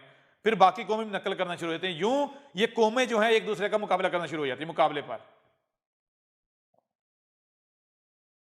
अब ये सारा मरहला, सारा सिस्टम स्टार्ट कहां से होता है? एक तरीका आपको बता दिया, वो जो अभी बताया है कि इस तरह इर्तिका होता है आहिस्ता आहिस्ता। जी उस्ताद, अब मौजूदा दौर में क्या हुआ? मौजूदा दौर में या एक वक्त ऐसा आता है कि जब लोग इस इर्तिका से नहीं गुजरना चाहते, वो खुद इर्तिका करते हुए एक ऐसी स्टेज पर पहुंच चुके होते हैं कि वो कहते हैं यहां से शॉर्टकट लिया जाए। ठीक है ना? तो वो क्या करते हैं, जब कौमों में रेस लगती है तो कौमें क्या करती हैं? कौमें फिर तारीख को स्टडी करती हैं कि तारीख में कैसे कौमों को कैसे अरूजो जवाल हुआ, अरूज कैसे मिला और जवाल पजीर कैसे हुई। तो तारीख बताती है कि जब भी कोई कौम खड़ी होती है तो वो कौम इल्म की बुनियाद पर ताकत हासिल करती है, गलबा हासिल करती है। जब कोई कौम इल्म के मैदान में सफर स्टार्ट करती है तो बाकी कौमें नकल करना शुरू कर देती हैं, यूं मुकाबला शुरू हो जाता है। ठीक है ना? अब जब कौमें मुकाबले पर आ जाती हैं तो एक दूसरे से खौफ महसूस करती हैं। क्यों? कि हर कौम को यह होता है कि दूसरी कौम जो है, दूसरे जो हैं, वो कहीं इतने ताकतवर ना हो जाए कि कल को हमें कुचल दें। यूं जी उस्ताद, मामला जंगों की तरफ भी जाते हैं, इख्तिलाफात की तरफ जाते हैं। यूं तारीख बताती है कि आहिस्ता आहिस्ता करते करते दुनिया में एक ही कौम सुपर पावर बनती है। वो कौन सी कौम? जो बाकी तमाम कौमों से आगे निकलती है। कैसे? कि वो दुनिया से दिमाग इकट्ठा करती है, वो ऐसा निजाम बनाती है कि जिससे दुनिया में जो ज़हीन लोग हैं उनको इकट्ठा करती है, उनके दिमागों का इस्तेमाल करते हुए वो आगे बढ़ती है, वसाइल असबाब क्रिएट करती है, उन वसाइल असबाब की बुनियाद पर वो दुनिया में ताकत हासिल करती है। अब दुनिया में कोई भी कौम उसका मुकाबला नहीं कर सकती जब तक कि वो बाकी कौमों को जेर रखे। अब जब जब दुनिया में यह वक्त आया तो वो जो दुनिया की सुपर पावर होती है, वो जब भी जवाल पजीर हुई है, दुनिया में जब भी कोई कौम या एक से ज्यादा कौमें अगर उन्हें इत्तेहाद भी किया, दुनिया पर गालिब आई, तो वो जब जवाल पजीर हुई तो उसके जवाल का सबब दुनिया की कोई कौम नहीं बनी, एक फर्द बना। एक फर्द आया जिसने जो फिरौन के तहत का एंड होने का सबब बना। जी जी जबरदस्त, बिल्कुल उस्ताद जी। तारीख उठा के देख लें, यानी तारीख में जब जब भी दुनिया की कोई एक कौम या एक से ज्यादा अक़वाम दुनिया के सुपर पावर की हैसियत से रूल कर रही थी, दुनिया कंट्रोल कर रही थी, उनकी मनमानी उनकी मर्जियां चल रही थी, तो उनको दुनिया की कोई कौम टक्कर नहीं दे सकी, जवाल पजीर नहीं कर सकी। वो जब भी जवाल पजीर हुई तो एक शख्स उठा, एक फर्द उठा। बेशक समझ आ रही है नहीं आ रही? एक ही फर्द जी, एक फर्द। और ये जब तारीख में पढ़ते हैं तो अब इनको क्या, वही इनको नहीं ना पता उसके पास होता क्या है, वो बटरफ्लाई इफेक्ट। मुझे ये बताएं, वो इल्म किसी को दिया जा सकता है? नहीं नहीं। अब ये कैसे, ये यही समझते हैं कि हाँ इसमें कोई वो ज़हीन होता है, उसके पास ऐसे फार्मूले होते हैं, ऐसा इल्म होता है कि उसका कोई मुकाबला नहीं कर सकता। तो उस इल्म की वजह से वो क्या करता है, जो उसके साथ लोग जुड़ते हैं, उस इल्म की वजह से वो दुनिया पर गालिब आ जाते हैं। वो अंदर ही अंदर ऐसी चालें चलता है कि बड़े से बड़ी जो हुकूमतें हैं वो भी उल्ट जाती हैं, उनको पता ही नहीं चलता कि ये किसकी गेम है। जबरदस्त, समझ आ रही है नहीं आ रही? बेहतरीन जी। बेहतरीन। अब वो तारीख में ये भी देखते हैं कि उस शख्स को खत्म करने की भी पूरी कोशिश की जाती है, आइडेंटिफाई करने की, लेकिन ना वो आइडेंटिफाई होता है और ना ही वो खत्म होता है। हालांकि जोर पूरा, जैसे फिरौन ने जोर नहीं लगाया था, फिरौन को पता था कि भाई जब जब भी कोई सुपर पावर जवाल एक फर्द वाहिद की वजह से, और उसको पता था कि अब वो शख्सियत कहां आएगी। मजहबी लिटरेचर, सारे लिटरेचर ये बताते थे कि वो बनी इसराइल में आएगा, इस कौम में आएगा। तो जैसे आज वैक्सीनेशन होती है बच्चों की इंडिया, पाकिस्तान और इस तरह के मुल्कों में जहां से, तो ऐसे ही फिरौन क्या करता था, उस कौम की वैक्सीनेशन करता था। उनकी जो मर्द जो थे ना, उनके नफ्सियाती कत्ल करता था उनकी वैक्सीनेशन करके उनको बंदर बना दिया जाता है, इनका दिमाग ग्रो ना करें, ये बंदर बने रहें, सोचने समझने की सलाहियतें खत्म हो जाएं, और जिससे खतरा महसूस होता था उसको कत्ल कर दिया जाता था। और जो औरतें हैं उनकी औरतों को ऊपर लाया जाता था, उनकी औरतों को माशरे में बाहर, घरों से बाहर निकाला गया, और औरत की इज्जत के नाम पर, औरत को मकाम दिलाने, माशरे में मकाम दिलाने के नाम पर, जिस वजह से मर्द जो है उनका कत्ल, यानी कि वो नीचे दबा दिए गए और औरतें ऊपर आ गई। यानी पूरी चालें चली गई कि इस कौम में अगर वो पैदा हो तो वो पहली चीज है वो उसका नफ्सियाती कत्ल हो जाए। अगर नफ्सियाती कत्ल से बचे तो वो ऊपर ही ना आ सके, किसी भी सूरत ऊपर ना आ सके। लेकिन क्या हुआ आपको पता है। ऐसे ही अब आपको पता चलेगा कि अमेरिका, वेस्ट यूरोप जो अफगानिस्तान में जाकर लड़ते रहे, इराक में जाकर लड़ते रहे, असल इनका मकसद क्या है। ये जिन लोगों को इन्होंने उठा के ये ग्वांतानामो में लेके जाते रहे, उनसे एक ही सवाल करते, क्या उसामा इमाम महदी है, क्या मुल्ला उमर इमाम महदी है, क्या बगदादी इमाम महदी? क्योंकि अब इनको पता चलता है भाई अगर अब आना है मसीह, यहूदी भी बारी ले चुके, ईसाई भी बारी ले चुके, अब बारी किन की है? अब बारी तो मुसलमानों की है, क्योंकि मुसलमानों के अंदर आने का वादा इनका लिटरेचर बताता है, मसीह आएगा, मसीह आएगा। जी उस्ताद जी बिल्कुल। वो आगे दुनिया वही करेगा जो हर बार तारीख में हुआ। तो इससे पहले कि वो आए, इनकी पूरी कैलकुलेशन उसी हिसाब से इन्होंने क्या किया, ये वैक्सीनेशन जो है स्टार्ट कर दी इंडिया पाकिस्तान इन खितों में, ताकि अगर पैदा हो चुका है तो उसका नफ्सियाती कत्ल कर दिया जाए। और फिर भी अगर नहीं, नफ्सियाती कत्ल नहीं होता तो फिर तालीमी निजाम ऐसा बनाया कि उस तालीमी निजाम की वजह से वो हमारे सामने आ जाए, अपीयर हो जाए। यानी वज़ारी बात है, ज़हीन बच्चा होगा अपने स्कूल में, ऊपर आएगा कॉलेज में, उसको स्कॉलरशिप के जरिए करता करता हम तक पहुंचेगा, हम उसे यूज करेंगे, अगर ना यूज खत्म कर देंगे। जी उस्ताद जी बिल्कुल। बिल्कुल। तो इस वक्त हर लम्हे इनको खतरा रहता है कि कहीं ये शख्सियत तो नहीं है, कहीं ये शख्सियत तो नहीं है, कहीं वो शख्सियत तो नहीं है। क्यों? क्योंकि ये देखते हैं कि इनमें कोई भी ऐसी शख्सियत अगर उठती है तो इनको शक होना शुरू हो जाता है, उसके पीछे बढ़ जाते हैं। जी उस्ताद जी बिल्कुल। अब जो असल है उसे ये आइडेंटिफाई नहीं कर पाते। क्यों नहीं कर पाते? तारीख खामोश हो जाती है। यहां पर आके तारीख इनको एक और तरफ ले जाती है। क्या ले जाती है? वो इस तरफ ले जाती है कि जब वो आता है अकेला कुछ नहीं कर पाता, वो पहले एक टीम तश्कील देता है, ग्रो। जब वो ग्रो बनता है ना उसका, तो फिर वो कामयाब होता है। जी उस्ताद। अब ये देखते हैं कि वो कौन सा शख्स है जो अपना गिरोह बना रहा है। समझ आ रही नहीं आ रही? जी उस्ताद जी बिल्कुल। इस वजह से ये उन लोगों के पीछे पड़ जाते हैं, और ये भी सारे रब की मनसूबाबंदी। वाजे हो रहा नहीं हो रहा? यानी आप तारीख भी पढ़ेंगे तो तारीख भी आपको ये बताएगी कि दुनिया में जब जब सुपर पावरें जो है वो जवाल का सबब, उनको जवाल आया, तो उनके जवाल का सबब क्या था? एक फर्द वाहिद। एक फर्द। अब इनको, अब जाहिर बात है, इनको क्या पता उसके पास क्या होता है? वो भाई बटरफ्लाई इफेक्ट लेके बैठा हुआ है, जिसके पास बटरफ्लाई इफेक्ट ये कानून है, जिससे भाई ये हथियार है, आप उसका कुछ बिगाड़ सकते हो? नहीं। जी बताएं ना। और भाई वो जो भी बात कर रहा है, जो भी बात कर रहा है, जब बात कर रहा है वो ऐसे कर रहा है। नहीं। समझ आ रही है भी नहीं आ रही? जी वो तो मुस्तकिल नहीं। जबरदस्त। जी ये वजह है रसूलों के काम, जो सच्चे हैं उनके कामयाब होने की। वो आकर ये नहीं कहते हैं लोग मुझे मान लो, नहीं, वो कहते हैं ना, जो जो इनकार करते हो अपने इनकार पर डट के दिखाना है।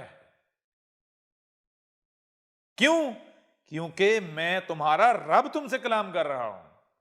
अगर आप कोई आकर ये कहे ना कि मैं अलग हूं और रब अलग है, तो सबसे पहले ये कि वो असमद ही तस्लीम नहीं कर रहा, वो कह रहा है शरीक मौजूद है, वो शिर्क का कायल है। वो कह रहा है रब फकीर है, मेरा मोहताज है, रब अलगनी नहीं है। तो रब अलगनी का मतलब कि अपना काम खुद करता है। तो अगर रब अलग है, जो रसूल का दावेदार है वो अलग है, तो इस समय रब तो इसका मोहताज हो गया, इसके बगैर तो रब काम ही बना कर सकता था। जी उस्ताद जी बिल्कुल। जी जी उस्ताद जी बिल्कुल। बताएं ना। बात यूं कि वहाँ एक नुक्ते पे आ जाती है। हाँ, बात एक नुक्ते विच गल मुकदी है। जी उस्ताद जी बिल्कुल। फड़ नुक्ता छोड़ हिसाबां नूं। जी जी बिल्कुल। जी जी बंद कर कुफर दियां बाबां नूं।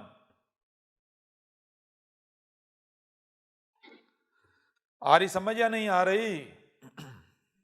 जी उस्ताद जी सही। वाफी हो रहा है। मजा आ गया उस्ताद जी। जी दिल गार्डन गार्डन हो गया उस्ताद जी। अब समझ आई कैसे कामयाब होते हैं सच्चे? जी जी बिल्कुल। जी उस्ताद। शीशे की तरह, आईने की तरह साफ। आप खुद बताएं, जितने मुल्लाटे अहमद ईसा के आने के बाद मरे हैं और मर रहे हैं, दिन ब दिन फड़क रहे हैं, जी उस्ताद। कभी इतने मरे थे? नहीं उस्ताद जी, जिंदा हो रहे थे। जिन जिन जी हम मरने पे लगे हुए हैं। लाइन लगा के एक दूसरे से आगे बारी ले रहे हैं पहले पहले। हाँ, मरने के लिए एक दूसरे से आगे निकल रहे हैं, बड़ा रेस लगाई हुई, तू पहले ना जाना, मैंने जाना है। घोड़ा तेज भाग रहा है। जी जी उस्ताद जी, जितना बड़ा मोड़ी उसका घोड़ा तेज भाग रहा है जी खाई जी की तरफ। और कुछ गटर के कीड़े हैं, जी जी उस्ताद जी। वो कहते हैं मिर्जा के निशान है।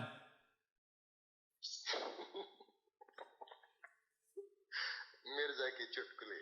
जी कुछ फायदा हुआ या नहीं हुआ? अहमद ईसा कौन है? क्या आप अहमद ईसा को जानते हैं? अहमद ईसा वो है जिसने उन बातों पर से पर्दा उठाया है जिस पर आज हर कोई इख्तलाफ कर रहा है। हक और बातिल की पहचान अब इंतहाई आसान। आज ही अल किताब को डाउनलोड करें। मजीद वीडियोस के लिए अहमद ईसा के YouTube चैनल को विजिट करें और चैनल को सब्सक्राइब करना मत भूलिएगा।